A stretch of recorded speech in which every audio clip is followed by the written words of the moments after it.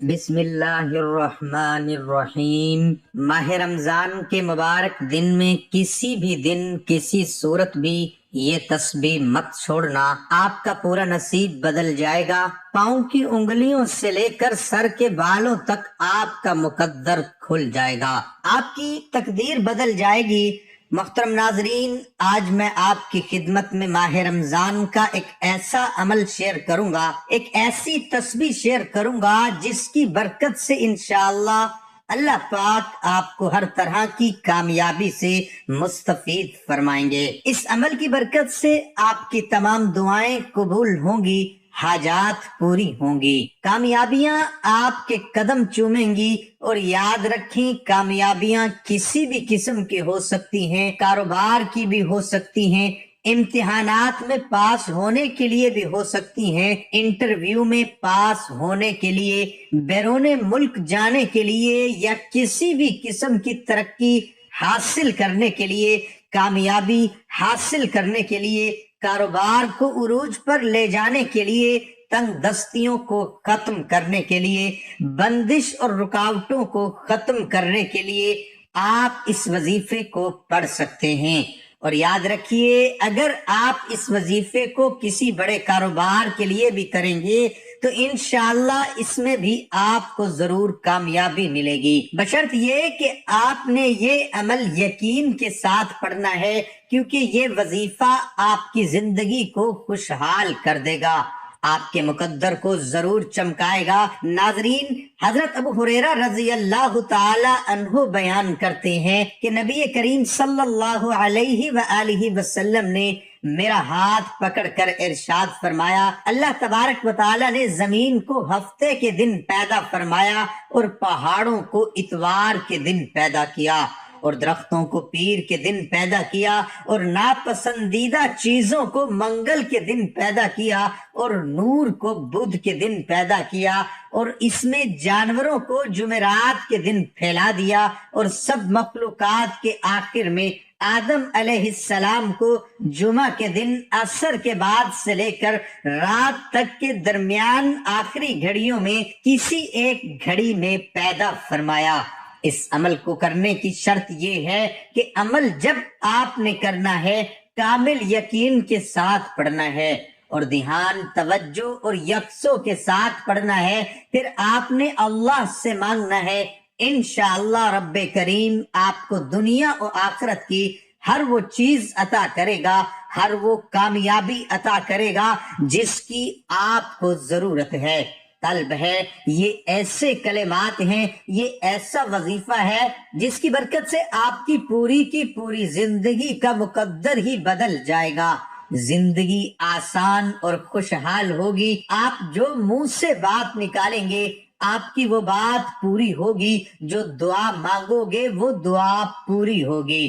اور یاد رکھیں، یہ وظیفہ، یہ تسبیح سر سے لے کر پاؤں تک آپ کے نصیب کو چمکا کر رکھ دیتا ہے، اور آپ کا مقدر بھی بدل جائے گا، تقدیر بدل جائے گی، نصیب کے بند تالے کھل جائیں گے۔ اور یہ تسبیح آپ کسی صورت بھی مت چھوڑیں، کامل یقین کے ساتھ پڑھیں۔ تقدیر کو بدلنا اور اللہ کی غیبی مدد کو آسمانوں سے اترتا ہوا خود اپنی آنکھوں سے دیکھنا، آج ماہ رمضان کے بابرکت دن میں یہ وظیفہ کر لینا ہے، اور ماہ رمضان کے سارے دن ہی بابرکت دن ہیں۔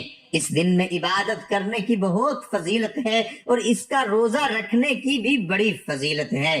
شعبان میں ایک دن اور رات ہے، جو ایک دن روزہ رکھے اور رات کو قیام کرے، یعنی عبادت کرے، گویا اس نے 100 سال کے روزے رکھے۔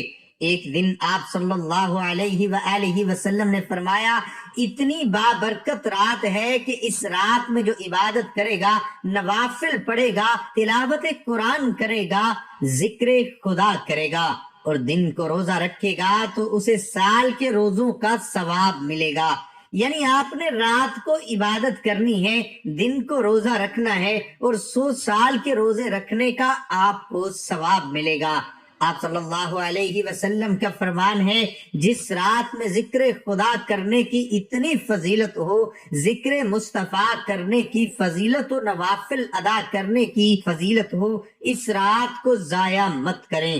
اپنے نصیب کو بدلوانے کے لیے اللہ کے سامنے روئیں، التجائیں کریں، گڑ گڑائیں، ندامت کے آنسو بہائیں اور سارا سال خوشحال رہیں، سارے سال کی پریشانیوں کو ختم کرائیں اور اللہ رب العزت کی رضا کو حاصل کریں اور اللہ کے نبی کی رضا بھی حاصل کریں۔ نبی کریم صلی اللہ علیہ وآلہ وسلم نے ارشاد فرمایا، 7 اعمال ایسے ہیں جن کا اجر و ثواب بندے کو مرنے کے بعد بھی ملتا رہتا ہے، حالانکہ وہ اپنی قبر میں ہوتا ہے۔ نمبر 1، جس نے علم سکھایا، نمبر 2، جس نے نہر کھدوائی، نمبر 3، جس نے کنواں کھلوایا، نمبر 4، جس نے کوئی درخت لگایا، نمبر 5، جس نے کوئی مسجد تعمیر کی، جس نے قرآن شریف درگاہ میں رکھے اور دنیا سے رخصت ہوا، جو مرنے کے بعد اس کے لیے دعائے مغفرت کریں۔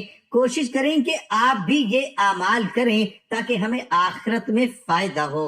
اور یاد رکھیں، رمضان کے مہینے میں دعائیں رد نہیں ہوتی۔ آپ جو بھی اللہ سے جائز دعا مانگیں گے، جو بھی اللہ سے جائز حاجت کا سوال کریں گے، اللہ پاک آپ کے دل کی تمام مرادوں کو پورا فرمائیں گے۔ اور سب سے بڑی بات، قرضوں سے آپ کو رہائی ملے گی، قرضوں سے نجات ملے گی۔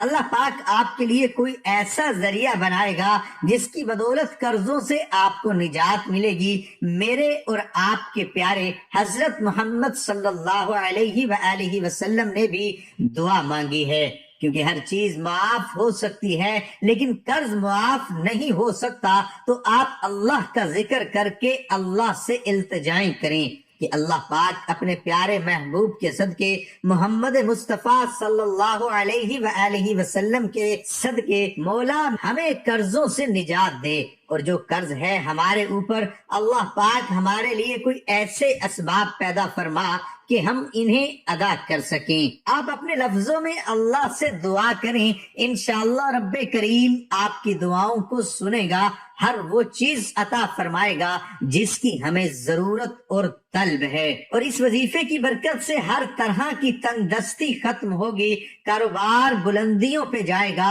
اور پورا سال ہم خوشحال رہیں گے۔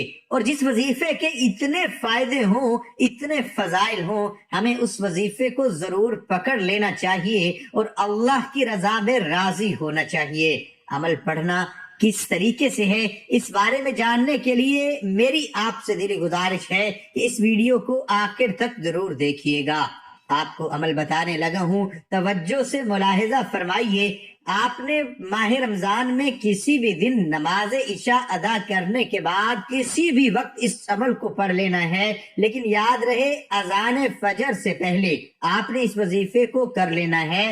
جب آپ نے اس وظیفے کو شروع کرنا ہے تو اپنے مقصد، اپنی حاجت اور خواہش کو اپنے ذہن میں رکھنا ہے اور 7 مرتبہ درود پاک پڑھنا ہے۔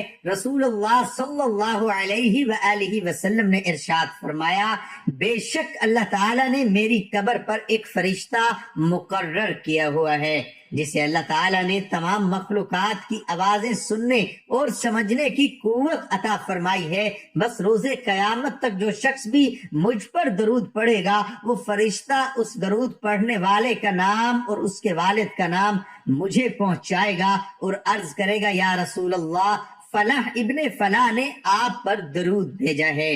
درود پاک پڑھنے کے بعد 7 مرتبہ استغفر اللہ، استغفار کی کوئی دعا پڑھنی ہے۔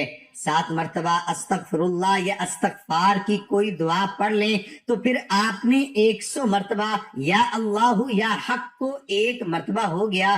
انہی کلمات کو آپ نے 100 مرتبہ پڑھنا ہے۔ ان تمام کلمات کو اکٹھا پڑھ کر یہ تصور کرنا ہے اور اسی ترتیب سے 100 مرتبہ ان کلمات کی آپ نے تسبیح پڑھنی ہے۔ آخر میں 7 مرتبہ درود پاک پڑھیں اور اس کے بہت سے فوائد ہیں، جن میں سے چند درج ذیل ہیں۔ استغفار گناہوں کی بخشش کا ذریعہ ہے، گناہوں کو مٹانے اور درجات کی بلندی کا ذریعہ ہے۔ استغفار بارش کے نزول و مال اور اولاد کی ترقی اور دخول جنت کا سبب ہے۔